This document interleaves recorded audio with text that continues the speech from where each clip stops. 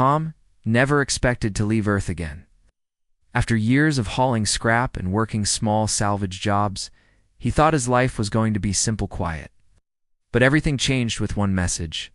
Debt claim registered. Gallery. Treaty scroll. Location, Sector 9, Gama Moon, Dareth 4. The name Valari meant almost nothing to him.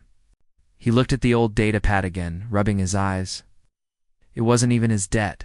It belonged to his grandfather, who had once helped an alien ambassador during a trade crisis.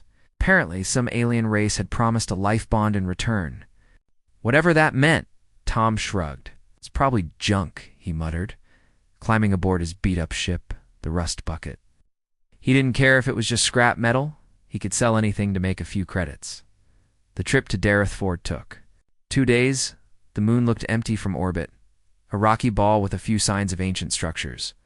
As he landed, the scanners picked up a faint signal deep underground. A small base, buried in silence. Inside, dust covered every surface. Lights flickered weakly as he stepped through metal corridors. His boots echoed in the still air. At Far end of the hallway stood a sealed vault. Marked with alien symbols, he held out the scroll, the ancient Velari treaty document, sealed in crystal. The vault lit up. A mechanical voice in a strange but clear language spoke, then switched to Galactic Common. Bond recognized. Earth claim. Entry granted. The heavy doors creaked open slowly. Inside was a single chamber, circular and glowing faint blue. At the center stood a pod, a stasis chamber. Tom stepped closer. Floating inside the pod was a young alien girl humanoid. Delicate features, long silver hair drifting in the suspension fluid. Her eyes were closed.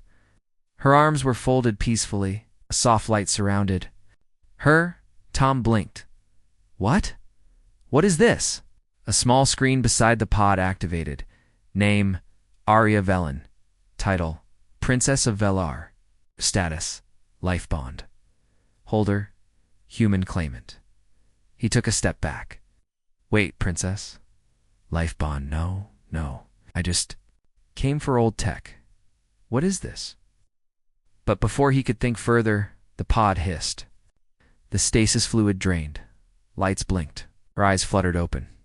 Tom panicked. Nope, this wasn't in the plan. I don't do royalty. I fix engines.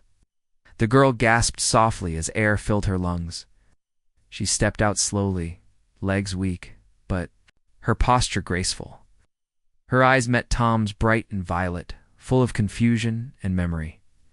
You are the holder of the scroll? She asked, her voice soft but clear. I guess.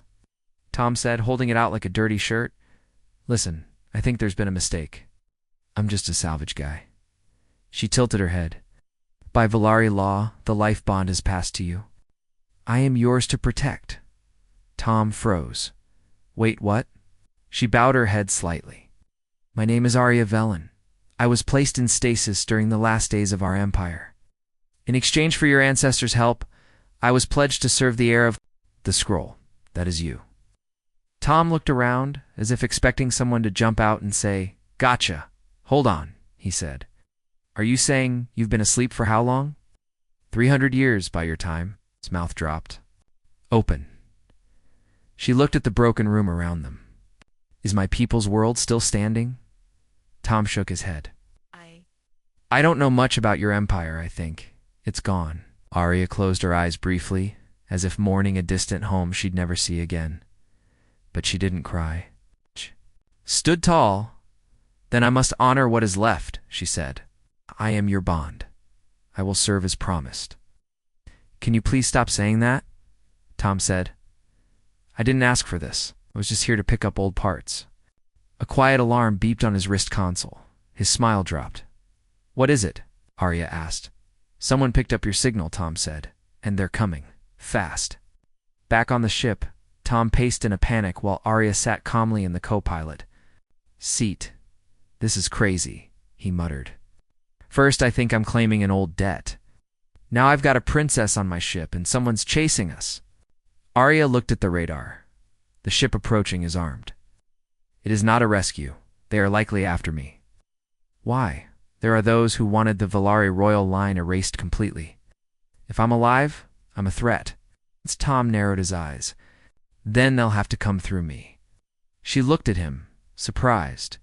I mean, he quickly added, "You're on my ship now. It's my mess, too." Her lips curled into a faint smile. "You are not what I expected, human." He sat down and grabbed the controls. "Yeah, well, I didn't expect this either." The enemy ship appeared on the scanner, closing fast. Tom hit the thrusters. The rust bucket jumped into the stars, leaving the dead moon behind. But neither of them realized this was only the beginning. Tom sat on the edge of a long, soft bench inside the Valari guest chamber. It was beautiful, made of silver stone and soft glowing fabric, but it felt more like a cage than a room. 2 guards stood at the door, silent and still like statues. He ran a hand through his hair and sighed. "This can't be real," he whispered. A few hours ago, he was just a translator at a summit. Now he was caught in a centuries-old alien law that said he had to marry the Valari. Princess or leave the Empire forever. He didn't even know her. A quiet sound made him look up. The door opened and Princess Lyra stepped in. She was dressed differently this time. No long ceremonial robe, no heavy crown. Just a simple gown made of silver threads that shimmered when she moved. Still elegant, still proud. Her face was calm, but her eyes held a hint of annoyance. "Stand," she said. Tom stood, unsure of what to say. Hello. "This is the start of the bonding period," she said. "It will last 7 days. We will attend events, complete rituals, and answer questions from both sides. At the end of the week, you will either become my husband or leave." "Right," Tom said quietly. "I didn't ask for this, you know." "I didn't either," she replied. Arms crossed. They stared at each other in silence for a moment. Then Lyra sighed and walked to the center of the room, standing beside a table where a small device sat. She touched the top of it. Soft light rose into the air, showing a list of tasks written in both Valari script and human language. "Task 1. She read aloud, "Shared learning." "What's that?" Tom asked. "It means we are to ask each other 5 questions. We answer honestly. It is a tradition for those forced into bond trials." Tom raised an eyebrow. "So this has happened before? Not often?" "But sometimes." She said. She sat down on one side of the table and motioned for him to do the same. He hesitated, then sat across from her. "I will begin," she said. "First question. Why did you laugh during my speech?" Tom winced. "Honestly, I thought you were trying to say strong friendship, but it came out like taste strong. I wasn't laughing at you, just at the mistake." Lyra narrowed her eyes. "Do humans often laugh when someone speaks poorly?" "Not always," he said, "but sometimes we laugh when we're nervous or when something's unexpected. It wasn't meant to hurt you." She nodded slowly. "Very well. Your turn." Tom thought for a moment. "Why did you agree to go through with this bonding thing, even though you don't know me?" Lyra looked at him for a moment before replying. "Because I must. Valari law is not only lit his honor. If I reject the bond, my family loses face. I may never be allowed to rule, so I must finish this, even if I hate it." Tom nodded. He could hear the weight in her voice. "My turn," she said. "Do you want to marry me?" He blinked. "Wow, that's a heavy question for number 2. She waited. Tom scratched his neck. "I don't know. I don't even know you. Never planned to marry an alien princess." "That is fair," she said, her tone unreadable. "Your turn. Do you want to marry me?" he asked. She looked at him directly. "No." Tom laughed awkwardly. "Okay, at least we're honest," she continued. Question 3. What do you believe makes a person worthy of respect? Thought for a moment. How they treat others. Not how powerful they are or what title they have. Just kindness, patience, understanding. Lyra seemed to consider this. That is not so different from what we value. What Tom asked his next question. Have you ever left your homeworld? Only once, she replied. This summit. Before. That I was in training since I was a child. I've never met humans before. I thought you would be rougher. Tom grinned. I thought you'd be colder. She tilted her head slightly. Ah, interesting. By the time they finished all 5 questions each, the room felt less tense. The task completed, the device on the table chimed softly. Lyra stood. Next task is tomorrow. You will rest here. This room has no locks, but guards are outside. You are still a guest and a problem. Tom gave a small smile. Thanks for the honesty. She turned to leave, then paused at the door. You did not lie, she said softly. I expected you would. And she walked out, leaving Tom alone. With his thoughts, later that night, Tom stood near the window of the guest chamber.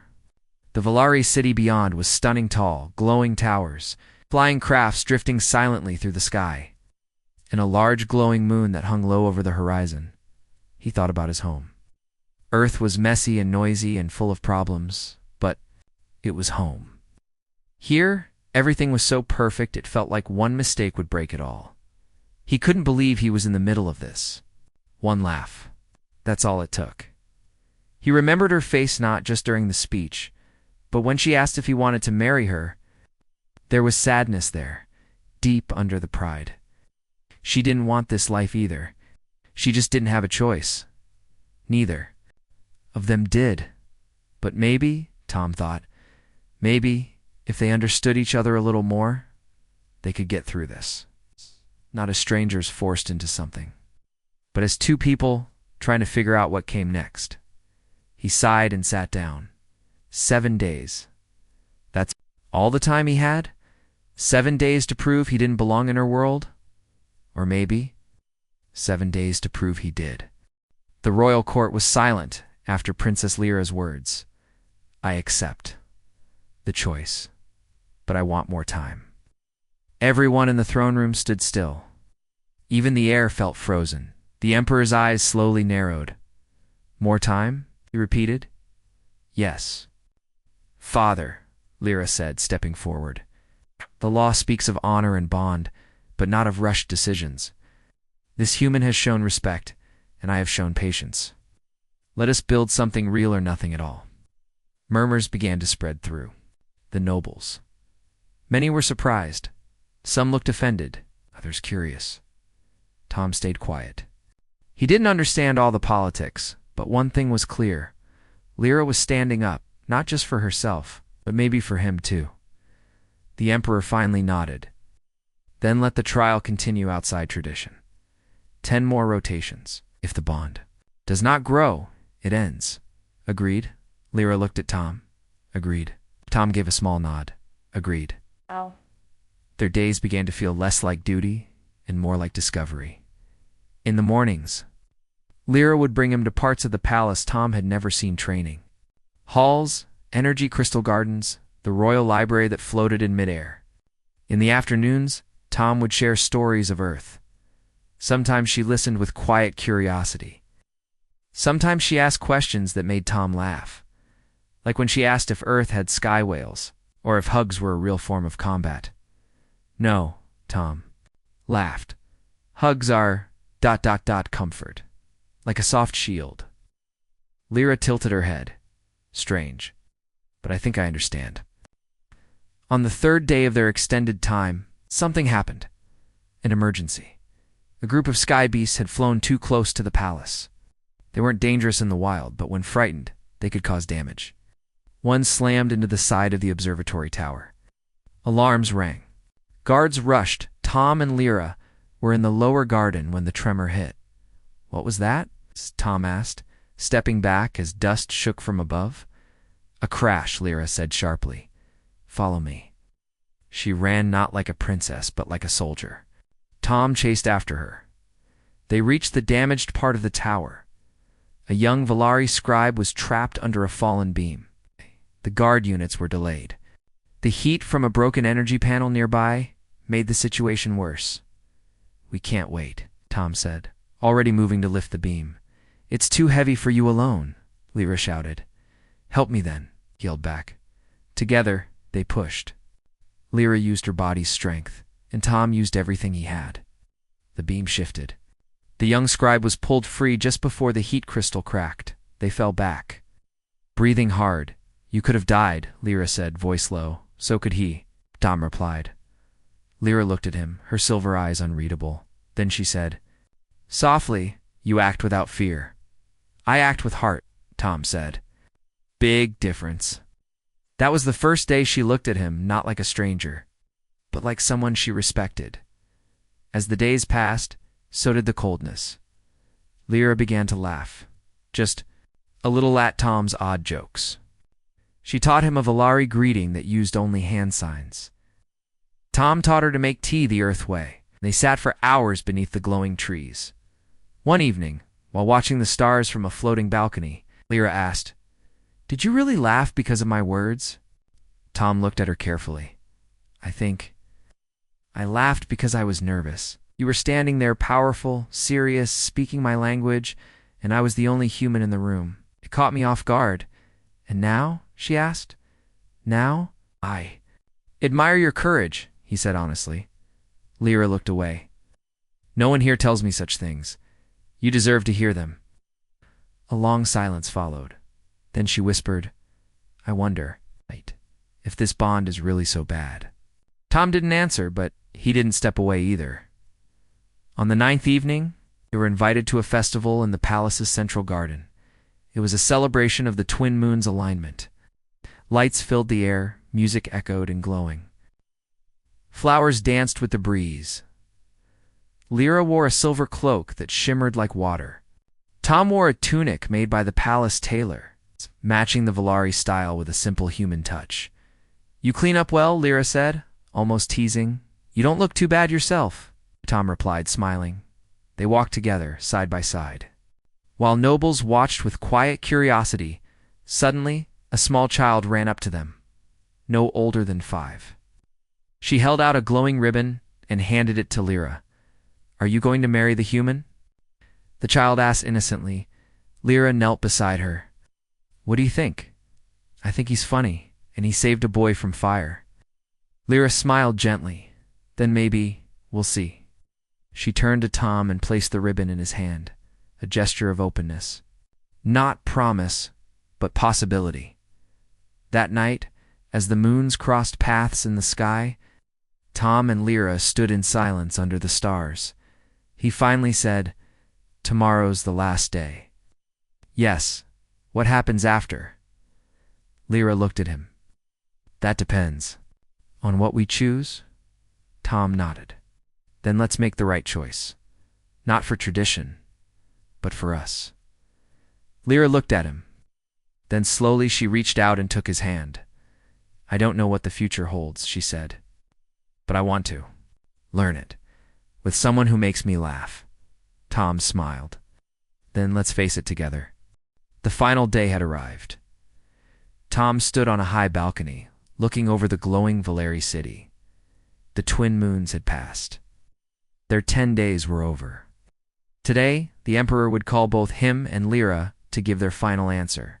Accept the bond, or walk away. He heard soft footsteps behind him. It was Lyra. You're up early, she said, standing beside him. I didn't sleep much, Tom admitted.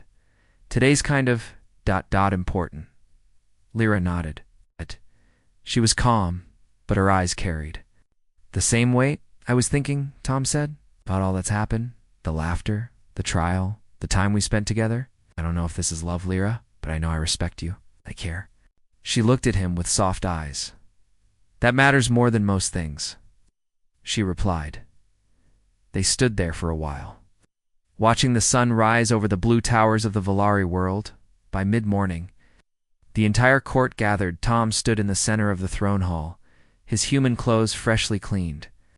Lyra wore her ceremonial armor, a blend of elegance and strength. The Emperor stepped forward. The 10 rotations have passed, he announced. The law demands a decision. Do you accept the bond, or does it end? The hall fell silent. Tom looked at Lyra. She looked back at him. He took a breath. If the bond means we keep learning from each other, exploring this strange connection, then yes, I accept. Lyra raised her chin. 8. So do I. There was a pause and then light applause from some nobles. Others exchanged quiet glances. Not everyone liked this outcome. Human bonded with royalty. It had never happened before, but before the emperor could speak further, a loud crack echoed from outside. Boom, a second blast followed. Then the tower shook. The guards tensed. A young officer rushed in, panting. "Sire, the eastern gate has been breached. Unknown forces, at least 4 ships just landed near the outer walls. Enemies." The emperor growled. "We don't know yet, but they're armed and pushing forward." The emperor turned to his guards. "Evacuate the inner court. Secure the princess." "No," Lyra said suddenly. "I fight." The emperor looked furious. "You are a princess. I'm also a warrior," Lyra said calmly. "If they came for me, I will not hide." Stepped forward. "I'm not leaving her side." Everyone turned toward him in surprise. "You can't fight?" one noble sneered. "No," Tom said. "But I can stand. That's enough." Outside the palace, the Valari defenses were forming. Soldiers in curved silver armor took positions on the walls. Energy cannons locked onto moving targets, and through the smoke, 4 dark ships appeared. Each bore a red symbol, jagged lines across a burning sun. Lyra's face grew cold. "The Mulgren." Tom frowned. "Shh. Who are they?" "Raiders. Outlaws. They trade in stolen tech and war. They once tried to kidnap me when I was 13. Tom's fists tightened. "So, this attack, it's personal, yes," she said, "but they will regret trying again." Lyra led a small squad through the eastern path, heading toward the broken wall. Tom stayed behind with the palace engineers, helping organize defenses. Though he had no weapon, he was quick-thinking and calm under pressure. He rerouted power from broken lights to backup shields. He found unused barrier drones and activated them. "You're not bad at this?" one Valari officer admitted. Tom wiped sweat from his brow. "Thanks. I've played a lot of strategy games." Meanwhile, Lyra engaged the Mulgren troops near the breach. She fought with speed and fire-dodging plasma bolts, using her curved blade and energy shield like a dance. The Mulgren were strong, but Lyra was stronger. Then she spotted him, a large armored figure stepping through the smoke. "That armor. Horned helmet, Commander Vorth," she muttered. He grinned under his mask. "Still alive, little princess?" "I was hoping you'd come in person," she said. They clashed. Their battle shook the ground. Blades sparked. Shields shattered. Energy bolts flew. Vorth was powerful, but Lyra had trained all her life. She fought with honor, speed, and fury. Back in the control hall, Tom saw the battle feed through the security monitors. He saw Lyra fighting, bleeding, still standing. He saw Vorth overpowering her slowly. "No," Tom whispered. Then he saw something. Elstad, a forgotten turret cannon offline, but facing the battlefield. Powered, it could give her a chance, but he'd need to leave safety and climb to the broken tower's upper level alone. Tom didn't hesitate. He grabbed the power cell from a backup unit, sprinted past stunned guards, and raced up the cracked tower. Smoke choked the air. The floor was unstable, but he kept going. Finally, he reached the turret, plugged in the power. A green light blinked. He aimed and fired. A single beam hit the ground near Vorth, kicking up dust and knocking him off balance. Lyra took the chance, disarming the Mulgren leader with a fierce strike. He growled and fell back, boomed at the remaining. Raiders retreated. The battle was over. Lyra stood among the smoke, bruised but victorious. Then she looked up and saw Tom waving from the broken tower. Her heart skipped. Later that evening, the Emperor stood before Tom and Lyra once more. "You fought as one," he said. "We stood together," Lyra replied. The Emperor nodded. "Then let this bond not be of law, but of truth." Tom smiled at Lyra. She smiled back, not because they were forced, but because they chose, together. The battle with the Mulgren was over, but the challenges had only just begun. In the days that followed, the palace was quieter than usual. The nobles had returned to their duties, and the city outside continued its slow, shimmering pulse beneath the twin moons. But for Tom and Lyra, the silence was heavy. They met in the Sky Garden once again. Same place where their journey began, filled with glowing trees and soft rivers. Lyra looked at Tom with tired eyes. "There is something I must tell you." Tom sat beside her on the wooden bench. "Anything." She hesitated, then took a deep breath. "My family. It is not just about power or pride. There are old shadows, secrets that could change everything." Tom listened carefully. "My mother's sister disappeared many years ago," Lyra said softly. "She was close to the Emperor, but she opposed some of his decisions. One day she vanished. No one speaks of her anymore." Tom frowned. "You think she's alive?" Lyra nodded slowly. "I believe so. And I fear the same fate could come to me if I stay." Tom reached out. "We'll face it together." Her lips curved into a small, grateful smile. Days later, a message arrived from a distant sector, encrypted and urgent. The princess's aunt had sent a hidden plea for help. Tom and Lyra studied the message carefully. It spoke of a rebellion brewing in the outer colonies, a group opposed to the Emperor's rule, seeking to overthrow him. The message warned that the Emperor's forces planned to silence anyone who opposed them, including family. Lyra's eyes shone with, "If I don't act, they will erase my aunt forever. I cannot let that happen." Tom nodded. "Then we must help her." They gathered trusted allies and secret friends who believed in justice beyond the throne. Their journey took them far from the palace, through dense alien forests and strange cities. Each step tested their courage. One night, around a small campfire, Lyra opened up more. "I was raised to obey, to serve. But meeting you changed me. I want to choose my own path." Tom smiled. "You already do?" The firelight danced in her eyes finally. They reached the rebel colony, a hidden city beneath towering cliffs. The people there were wary at first, but when Lyra spoke of her intentions, they listened. The leader of the rebels, a strong woman named Dara, welcomed them. Cautiously, "You risk a lot coming here," Dara said. "The Emperor's spies are everywhere." Lyra nodded. I have to try." Together, they planned a message, a broadcast to the outer colonies, exposing the Emperor's harsh rule and calling for peace and fairness. Tom helped set up the communication gear when the message went live. It spread like wildfire. Back in the capital, the Emperor learned of the broadcast. His face hardened. He summoned his advisors. "This rebellion grows," he said coldly. "Find them. End this before it spreads." But Tom and Lyra were already moving, faster than anyone expected. In a quiet clearing, Lyra turned to Tom. "Don't know what will happen next," she said. "But with you beside me, I'm ready." Tom took her hand gently. "Whatever comes, we face it together." The final morning dawned cold and clear over the rebel city. The air was filled with tension and hope. Tom and Lyra stood side by side, watching as their small group prepared for the journey back to the capital. Their broadcast had already stirred. Unrest. Change was coming fast. Lyra looked at Tom, her eyes bright. "This is more than just a message. It's a beginning." Tom nodded. "We made them listen. Now it's about what happens next." The journey back was tense. Scouts reported that the Emperor's forces were searching everywhere. They traveled mostly by night, avoiding patrols and hiding in shadowed forests. But the closer they got to the capital, the more the danger grew.